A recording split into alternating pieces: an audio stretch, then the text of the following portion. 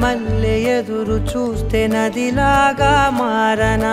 చైత్ర మల్లె నువ్వు పూస్తే చిగురాకే అవ్వనా నన్నే వరించే